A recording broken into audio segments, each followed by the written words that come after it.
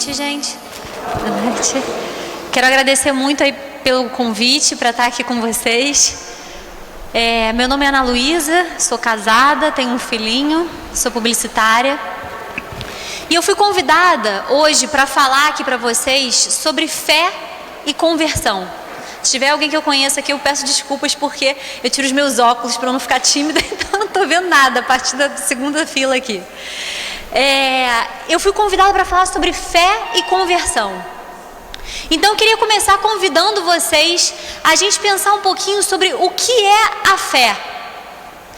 São Paulo, na carta aos Hebreus, ele diz no capítulo 11, no versículo 1, que a fé, ela é o fundamento da esperança. Ela é a certeza a respeito do que não se vê.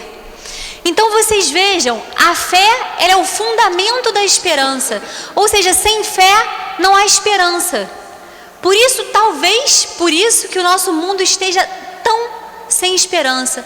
Por isso, talvez tantas pessoas estejam andando por aí tristes, sem sentido, sem acreditar num amanhã melhor. Por quê? Porque o mundo perdeu a fé. Então a fé é o fundamento da esperança. Para a gente ter esperança, para a gente acreditar que o melhor está por vir, para a gente acreditar, que o choro pode durar uma noite, que a alegria vem pela manhã, a gente precisa ter o dom da fé. E São Paulo ele continua dizendo que a fé é a certeza a respeito do que não se vê. Quem aqui crê, mesmo sem ver, que Deus existe? Quem crê?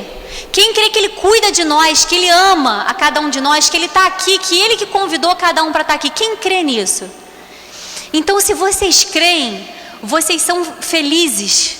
Por quê? Porque Jesus disse, no Evangelho dele, que felizes são aqueles que creem sem terem visto.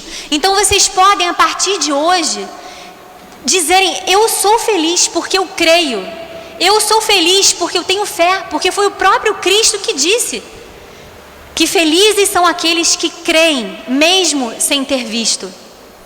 Amém? Então, a partir do momento que a gente tem fé, o que a gente deve fazer? Eu trouxe aqui 3 coisas para a gente fazer. A primeira delas é a gente agradecer. Por quê? Porque a fé, ela é um dom. A fé é um presente. É um presente que Deus dá a gente. Ele é o dom mais precioso que a gente tem depois do dom da vida. Porque uma vida sem fé não tem o menor sentido. De onde viemos, para onde vamos, por que estamos aqui, toda a nossa existência só faz sentido se a gente tiver fé. Então, primeiro de tudo, a partir do momento que todos aqui levantaram a mão, eu não vi se alguém não levantou. Se alguém não levantou, não tem problema, é só pedir a Deus esse dom.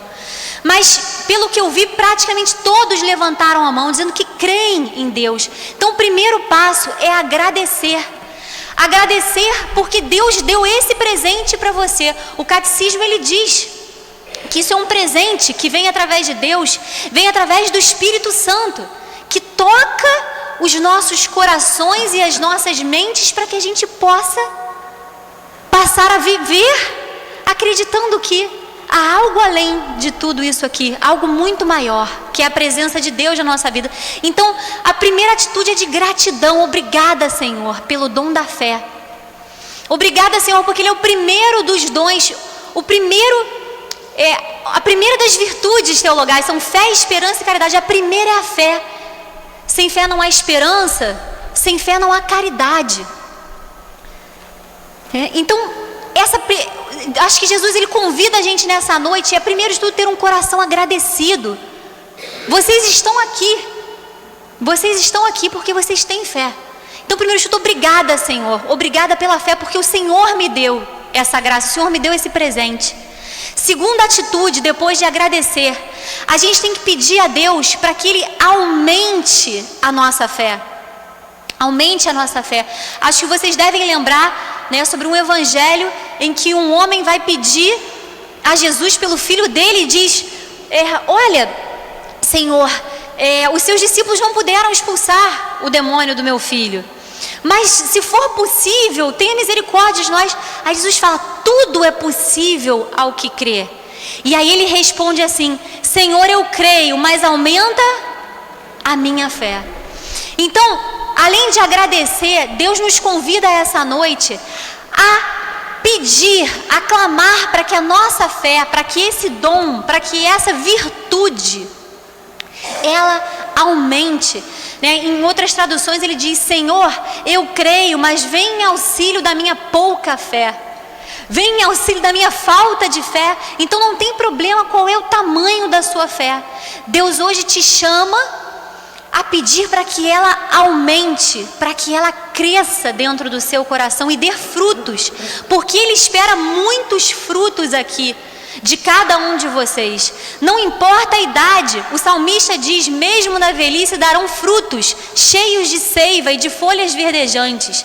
Deus espera de cada um de nós frutos. Então a gente deve pedir, Senhor, eu creio, mas aumenta a minha fé. Então a gente é chamado a agradecer, a gente é chamado a pedir, a clamar para que a nossa fé cresça. E a terceira atitude é, a gente deve alimentar a nossa fé. Ai, que bom, que maravilha, Senhor, muito obrigado, o Senhor me deu esse dom, e agora eu não faço mais nada com ele. Não, o Senhor nos chama a alimentar a nossa fé. E como que a gente alimenta a nossa fé? Oração, que mais? Ouvindo a palavra. E através dos sacramentos. A gente aumenta a nossa fé através da oração, e dentro dela está, a leitura orante aí da palavra, e através dos sacramentos. Oração, como diria, eu sempre disse que quem disse isso foi Santa Teresa d'Ávila. Outro dia eu fui num retiro que o padroeiro era São Padre Pio, disseram que foi ele. Enfim, foi um santo com certeza. Mas São Padre Pio ou sua amiga Tetê d'Ávila disseram que a oração é o oxigênio da alma. É o oxigênio da alma. Então vocês imaginem só, quanto tempo a gente pode ficar sem água? Um pouquinho, Sem comida, talvez um pouquinho mais. Mas e sem oxigênio? Eu não sei, eu acho que eu não consigo ficar nem 30 segundos. Talvez no Guinness Book tenha alguém com mais de 1 minuto. Mas é muito pouco. Ou seja, essa frase mostra pra gente que a oração ela é essencial, que sem ela a nossa alma morre. Por isso, orai sem cessar. Então Deus nos convida a aumentar a nossa fé através da oração. A oração, por exemplo, do terço. Eu devo toda a mudança da minha vida através dessa oração tão simples. E que Nossa Senhora se deu o trabalho de vir até nós em Fátima e repetir por mais de 6 vezes. Rezem o terço todos os dias. Porque ela sabe que isso vai levar a gente à salvação. Então a oração do terço, que a igreja diz que depois da missa é a oração mais importante. Porque a gente contempla todo o tempo ali a vida de Jesus. A oração, Santo Agostinho diz, é o encontro entre a sede de Deus e a nossa, porque Deus tem sede da gente. Jesus lá no alto da cruz, ele disse, tenho sede. Aquela sede não era de água, era sede de cada um de vocês. E nós vivemos, a nossa alma, ela vive num estado de ânsia por Deus muito grande. Uma vez o Papa Francisco falou assim, olha, o jejum é bom para mostrar para a gente, através do nosso corpo, o estado permanente da nossa alma. Ou seja, quando você está fazendo um jejum, você sente uma fome de doido, principalmente quando ele acaba, ele fala, é assim que a sua alma está todo o tempo, mas você não sente. Então você vê, é através da oração que a gente vai alimentando a nossa fé. E através dos sacramentos, cada vez que a gente se aproxima da confissão, cada vez que a gente se aproxima, da mesa eucarística, que a gente recebe a comunhão, a nossa fé cresce, a nossa fé aumenta, a nossa fé amadurece, a nossa fé frutifica. Então o Senhor chama a gente a agradecer, pedir para aumentar e alimentar a nossa fé. Agora, para que isso?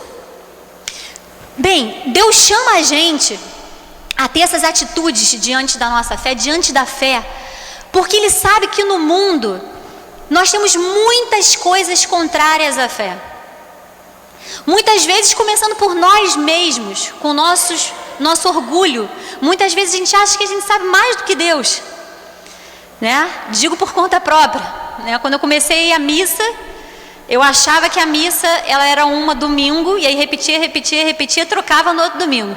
Então eu vinha, sei lá, na terça-feira que eu comecei, através do terço, a ter uma sede louca por Deus, ir na missa todos os dias, pegar o folheto de domingo, num dia de semana. Aí eu achava que quem estava errado? O padre. Imagina se eu vou estar. E Jesus rindo de mim, mas feliz por eu estar ali, né? Então, o nosso orgulho muitas vezes impede a gente de ter fé. O que mais? O materialismo. Nosso mundo é extremamente materialista, né? Só valoriza o que é material. O racionalismo, né? Às vezes as pessoas, a fé, a razão nos leva à fé. A nossa razão nos leva à fé. Mas muitas vezes os racionalistas se afastam, né? Não é matemático, então não me interessa, né? Não é exato. Então nós temos muitos desafios. Outra coisa, né? Acho que vocês já estão aqui numa caminhada, estão nesse seminário, né? Outra coisa que ataca muito a nossa fé é o demônio. Ele existe, não é para temer, mas é para saber que ele existe, né? Comprovei isso a duras penas, acompanhando alguns exorcistas. Eu falo, meu Deus, por que eu estou aqui? Aí depois eu entendi que era para eu saber que isso é real, né? E por que o demônio ele não quer que a gente tenha fé? Por que ele planta no nosso coração a dúvida sobre a eficácia da oração, a dúvida sobre a presença de Jesus na Eucaristia? Por que ele planta na gente a preguiça para não ir na missa, porque vai aumentar a fé, para não vir no seminário de vida? Por que isso? Porque ele sabe que tudo é possível ao que crê. Porque ele sabe muito bem que Jesus disse: quem crer em mim fará as coisas que eu faço e ainda maiores. Eu acho isso uma loucura. De vez em quando eu fico pensando nesse versículo e falo, Jesus, que isso? Mas ele sabe disso. Então ele não quer ninguém crendo, porque ele não quer que a gente continue a obra de Jesus. Ele não quer a gente seguindo e contribuindo para a salvação dos outros. Ele não quer. Então lá vai a dúvida, lá vai a preguiça, lá vai o questionamento, né? Atualmente tem uma onda de pessoas questionando o Papa. Quem está plantando isso? O divisor, né? Ele não quer a gente com fé, ele não quer a gente unido. Ele não quer a gente recebendo os sacramentos. Ele não quer a gente, né, venerando as imagens. Por quê? Vários santos se converteram diante de uma imagem. Vários. A própria Santa Teresa d'Ávila que eu citei, ela coloca na biografia que ela teve uma conversão profunda diante de uma imagem de Jesus a caminho do Calvário, todo flagelado. Então é muito forte. Uma imagem vale mais do que 1000 palavras. Muitas vezes só uma imagem tipo Nossa Senhora de Guadalupe, só aquela imagem que foi printada pelo céu ali no manto de Juan Diego, converteu milhões. Só a imagem, só os simbolismos dela, não precisaram falar nada, né? Então é por isso que vem tudo isso. Mas a partir do momento que a gente sabe disso e que a gente toma aquelas atitudes, Deus me deu a graça da fé e eu vou fazer isso crescer, eu vou agradecer, eu vou clamar a Deus para que isso frutifique. A gente experimenta uma primeira consequência. O primeiro fruto dessa resposta de amor que a gente dá a Deus é a conversão. É o primeiro fruto. É uma pessoa de fé, resolveu viver a fé com coerência, ela vai experimentar a conversão. E o que é a conversão? A conversão, ela é uma mudança de direção. Se você procurar no dicionário, você vai ver, né? Mudança de sentido, mudança de direção, converteu. É quando a gente muda o nosso caminho. Gente, eu lembro que em 2006, eu peguei uma novena que minha mãe já tinha me dado há muito tempo. Era a novena da gestação de Nossa Senhora. Você não faz 9 dias, mas você faz durante 9 meses uma oração. E eu lembro que eu me ajoelhei e falei, rezando a novena, o meu pedido foi: Mãe, me forma de novo, me gera de novo, porque eu sou toda errada. Esse foi o meu pedido para ela. No fundo, sem saber que era isso, eu estava pedindo a minha conversão. Mas eu acho que quando a gente precisa de conversão, a gente não gosta dessa palavra. Então, ao certo eu nem sabia, mas eu pedi isso. Todos os dias eu fiquei 9 meses. Mãe, me gera de novo, porque eu tô toda errada. Mãe, me gera de novo, porque eu sou toda errada. E aí, depois disso, no ano seguinte, eu experimentei realmente, depois de mais de 6 anos rezando o texto, eu experimentei essa mudança profunda de vida. A primeira, porque a gente vai se convertendo sempre.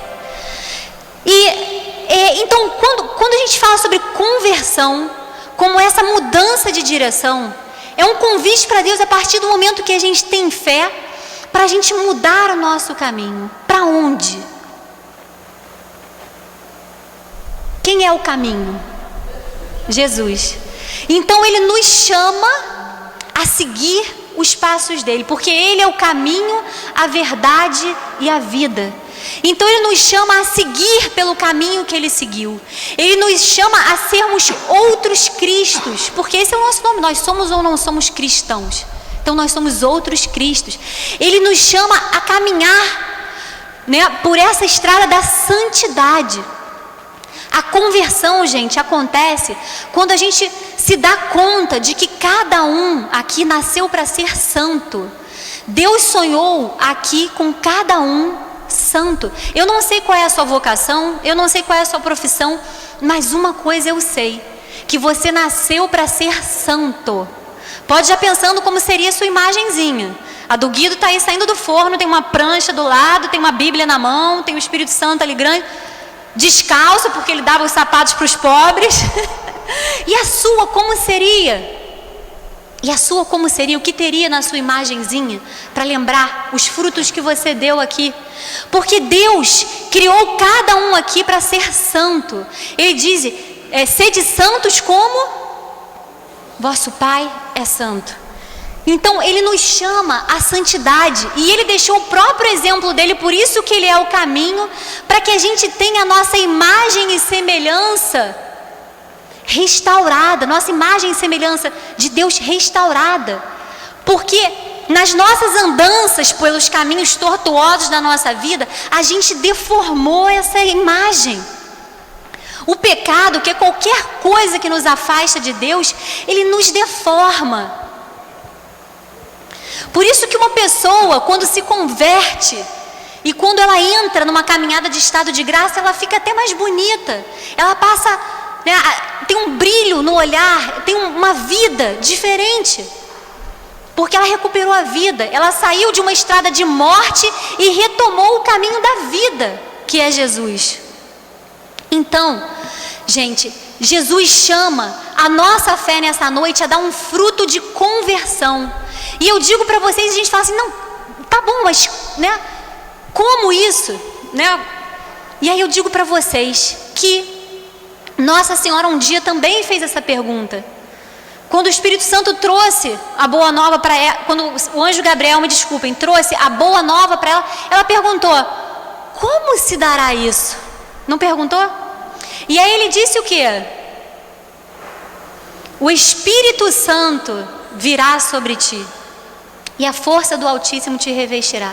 Então a primeira coisa, gente, que a gente tem a fazer é pedir a Deus o Espírito Santo. É pedir que Ele venha em nosso auxílio todos os dias, abrir os olhos, agradece a Deus e pede o Espírito Santo, minha gente. Porque é o principal da nossa vida. A gente precisa que o Espírito venha em nosso auxílio, para que a gente possa pedir as coisas certas e para que a gente possa verdadeiramente se transformar. Eu digo para vocês, muitas vezes, a gente que está na igreja, está numa caminhada, a gente acha que a gente já é convertido. Mas muitas vezes a gente está num caminho em que Deus quer mostrar para a gente aonde que a gente ainda não se parece com Jesus. Será que é no nosso falar? Será que é no nosso olhar? Será que é no nosso acolher? Será que a gente está se perguntando o que Jesus faria no meu lugar para poder tomar uma decisão? Como Jesus faria isso para poder tomar uma decisão? Ou será que nós já estamos tão convertidos e tão no caminho que a gente não consegue nem mais enxergar isso? Então, já que eu mencionei Nossa Senhora, como é que está meu tempo? Que eu não tenho nem ideia. Faltam 10? Acho que eu vou acabar um pouquinho antes, que milagre, né? Como eu mencionei Nossa Senhora, eu convidei então vocês a primeiro de tudo pedirem o Espírito Santo. E eu quero deixar aqui como, o Guido e várias outras pessoas, que conseguiram já na nossa frente, alcançar esse objetivo da nossa vida, que é a santidade, sem querer passar na frente de nenhum juízo da igreja, mas o processo de beatificação dele, como alguém que conviveu com ele, eu tenho certeza que ele, sem dúvidas, vai ser reconhecido em breve. Mas ele e diversos santos sempre falaram: um devoto de Maria não se perde. Um devoto de Nossa Senhora não se perde. Porque ela foi a única aqui que não viveu um segundo sequer afastado de Deus.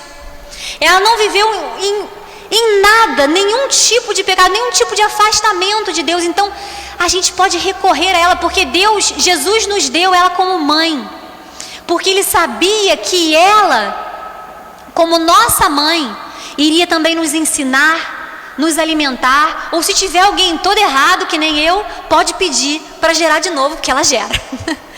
Ela dá um jeito. Então, gente, eu queria só refletir com vocês uma passagem para terminar, ligada a Nossa Senhora. Aí o povo vai achar que eu tô doida, que eu peguei uma passagem que não tem nada a ver. Mas eu queria dividir com vocês uma passagem muito conhecida, que é das bodas de Caná. João 2.